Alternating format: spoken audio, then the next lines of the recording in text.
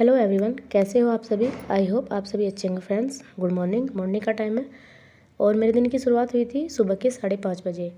उठने के बाद फ्रेश होती हूँ और झाड़ू लगाती हूँ। घर में बासी घर झाड़ू लगती है, जैसे कि आपको पता है। अपनी टैबलेट लेती हूँ, पानी पीती हूँ और ये सब करती हूँ जब तक 6 बज जाते हैं। तो रोज़ की तरह फिर मेरी शुरुआत होती है किचन के साथ, और यहाँ पर मैं लंच और ब्रेकफास्ट दोनों एक साथ प्रिपेयर करती हूँ। तो अभी मैं बना रही हूँ बच्चों के लिए बनाना शेक, क्योंकि गर्मी का मौसम है। तो अभी मैं डेली जो है बच्चों को बनाना शेक दे रही हूँ बनाकर। और एक मेरे व्यूवर्स ने पूछा था इस हैंड ब्लेंडर के बारे में कि दीदी इसको रिव्यू दीजिए कैसा है। तो वैसे तो ये मैंने नहीं ख़रीदा है, मेरी सिस्टर ने जो है मुझे दिया था। जैसे कि अभी मैं गई थी शादी में, तो उन्होंने दिया था कि बच्चों को जो है बनाना शेक बनाकर पिला दिया करो, गर्मी में अच्छा होता है।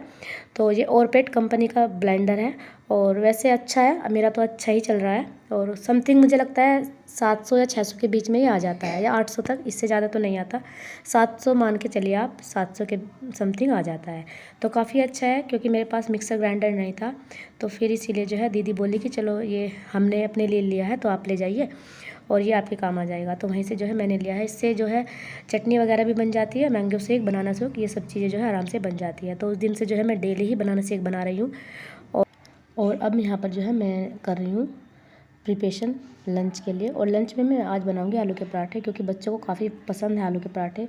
उनकी डिमांड हमेशा रहती है कि आलू के पराठे बनाओ। हालांकि गर्मी है तो फिर अभी मैं थोड़ा सा अवॉइड कर रही हूँ। जब सर्दी थी जब तो मैं तीसरे दिन जो है बनाती रहती थी पराठे वगैरह, लेकिन अब थोड़ा कम कर दिया है। गर्मी के मौसम में ना थोड़ा ज़्यादा गर्मी होती है, तो इतना ज़्यादा ऑयली खाना नुकसान भी करता है। लेकिन अब जो है कई दिन हो चुके थे तो पराठे नहीं बने थे, तो बच्चों की फरमाइश पर ही आलू के पराठे बनाऊंगी। जिस दिन मैं आलू के पराठे बनाती हूँ ना, वैसे तो हालांकि सब बहुत शौक से खा लेते हैं, हस्बैंड भी, मैं भी, और बच्चे तो बहुत ज़्यादा शौक से खाते हैं। और ऐसा कुछ नहीं होता, जब मैं आलू के पराठे बनाती हूँ तो मुझे सब्ज़ी भी नहीं बनानी होती। बस हस्बैंड भी जो है दही के साथ लंच में ले जाते हैं और बच्चे भी ले जाते हैं, और घर पर भी इसी से जो है नाश्ता हो जाता है। तो मेरे लिए थोड़ा सा ईजी भी हो जाता है। तो बस यहाँ पर वही मैं तैयार कर रही हूँ। इधर मैं किचन में काम करती रहती हूँ, उधर बच्चे जो है रेडी होते रहते हैं। मेरी बेटी कनिका तो खुद रेडी हो जाती है, खुद ही वो अपना बात भी ले लेती है और उसके बाद अपने बालों में कंघी भी कर लेती है। कभी कभार मैं कर देती हूँ, ऐसा नहीं है, लेकिन अधिकतर वही करती है। तो वो बहुत अच्छे से जो है रेडी हो जाती है। तो अभी मुझे जो है काफ़ी हेल्प मिलती है उसकी, मुझे उसको इतना जो है नहीं करना पड़ता। लेकिन बेटा जो है यूवी बहुत ज़्यादा परेशान करता है, तो इसलिए मैं तो किचन में लगी रहती हूँ। लेकिन मेरे हस्बैंड जो है वो बहुत ज़्यादा सपोर्टिव है, तो उसको रेडी करना, ये सब चीज़ें, यूवी का जो भी जितना भी वर्क होता है सुबह का करने का, वो सब वही कर देते हैं।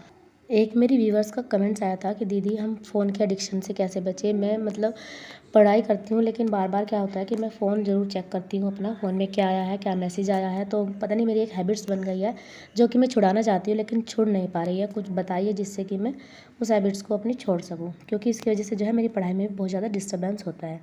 तो ये तो होता ही है, देखो फ़ोन के एडिक्शन से पढ़ाई में बहुत ज़्यादा डिस्टर्बेंस होता है। पढ़ाई में क्या, मैं तो आपको ये कहूँगी कि अगर हम हाउस वाइफ है, केवल घर का ही काम करती हैं, और हमें फ़ोन की एडिक्शन हो जाता है, उसकी लत लग जाती है, तो हमारे क्या होता है, मतलब पहले हम फ़ोन देखते हैं, उसके बाद फिर हम काम करेंगे। एक ऐसी हैबिट, एक लत लग जाती है कि जिसके बिना हमें लगता है कि बिल्कुल सब कुछ अधूरा है। हालांकि एक रियलिटी भी है जो मैं आप लोगों के साथ शेयर करूँगी, और वो रियलिटी ये है कि हम, हमारे और फ़ोन के बीच में, या ये कहिए हमारे या सोशल मीडिया के बीच में एक ऐसा कनेक्शन हो गया है कि जिसके बिना हम अधूरे हैं। हम चाहे कितना भी बचने की कोशिश करें कि हम जो है नहीं यूज़ करेंगे, लेकिन फ़ोन तो हमें यूज़ करना ही पड़ेगा, क्योंकि बहुत सारी चीज़ें हैं। आजकल सोशल मीडिया का ज़माना है, आपको तो पता ही है। हर चीज़ जो है फ़ोन से, इंटरनेट से ही जो है लिंक हो गई है। तो हर चीज़ के लिए हमें फ़ोन का यूज करना ही होता है, चाहे वो हमारी पढ़ाई से रिलेटेड हो या कोई भी अदर कोई भी ऐप हो, हमारे बैंक के काम है, हमारे कोई भी दूसरे वर्क है, तो सब जो है जुड़े हुए हैं फ़ोन से ही, वो इंटरनेट से ही कनेक्ट है। ऑनलाइन सब कुछ डिजिटल ज़माना आ गया है, तो इसलिए हम इसके यूज करने से तो बच नहीं सकते। मैं आपको एकदम ये बोल दूँ कि नहीं, आप अपना फ़ोन बंद करो और रख दो और फ़ोन का यूज ही नहीं करो, तो ऐसे तो नहीं होगा, क्योंकि ये एक झूठ है जो कि मैं आप लोगों को नहीं बोल सकती, क्योंकि मैं खुद फ़ोन चलाती हूँ। लेकिन हाँ, हमें फ़ोन का यूज करना है अपने अच्छे काम के लिए, ना कि हमें उसका फ़ोन का गुलाम बनना है कि जैसे वो चाहे हम ऐसे करें।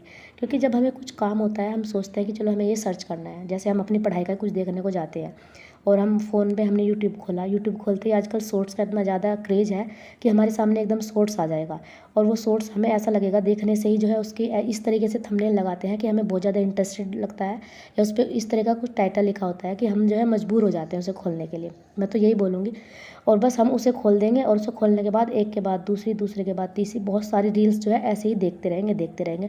और इस तरीके से करते करते पता नहीं 1 घंटा 2 घंटे हमारे कितना टाइम ख़राब हो जाता है और हमें पता भी नहीं चलता। तो इस तरीके से हमें बचना है। आप अपने आप से प्रॉमिस करो कि मैं जो है फालतू की चीज़ें बिल्कुल भी नहीं देखूँगा, या बिल्कुल भी नहीं देखूँगा। जितना यूज है उतना ही यूज़ करूँगा। और अगर जितना टाइम हमने घंटे 2 घंटे जो है अपनी रील्स देखने में, शॉर्ट्स देखने में लगाया, अगर हम अपनी पढ़ाई में लगाते या कुछ और हम दूसरा वर्क करते उसमें लगाते, तो हमारा कितना कुछ जो है कंप्लीट हो गया होता।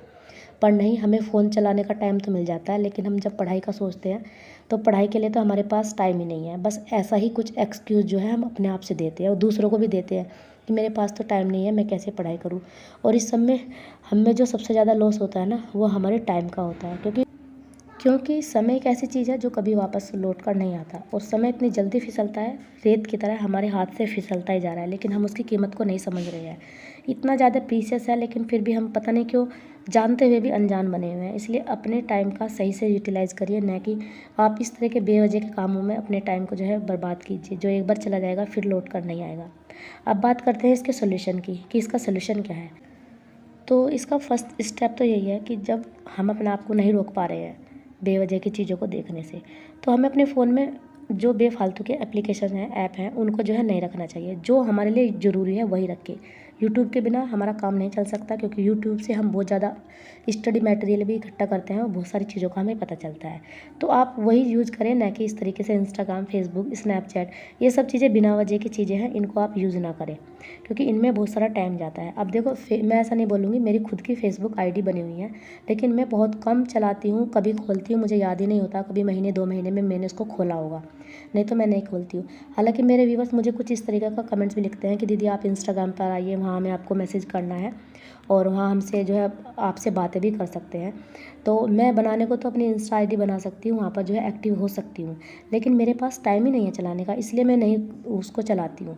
क्योंकि मैंने एक आध बार सोचा भी, चलो कि अपनी इंस्टा आईडी बनाते हैं और वहाँ पर भी जो है एक्टिव रहते हैं, आप लोगों से कनेक्ट होते हैं, लेकिन मैं बना भी लूँगी तो मैं नहीं जो है उसको चला पाऊँगी, क्योंकि मेरे पास टाइम नहीं है। जब मैं पढ़ाई करती हूँ, खुद से मेरा जो है यूट्यूब चैनल है, मेरे बच्चे हैं, परिवार है, मुझे अपने बच्चों को भी देखना है, अपनी पढ़ाई पर भी फोकस करना है, तो मेरे पास इतना टाइम नहीं है कि मैं इस तरीके से जो है अपने दूसरे सोशल मीडिया प्लेटफॉर्म को भी जो है चला सकूँ। तो इसलिए मैंने इंस्टा अपनी आईडी नहीं बनाई हुई है, और ना ही जो है मैं उस पर एक्टिव हूँ। जब बनाई ही नहीं है तो एक्टिव कहाँ से होंगी।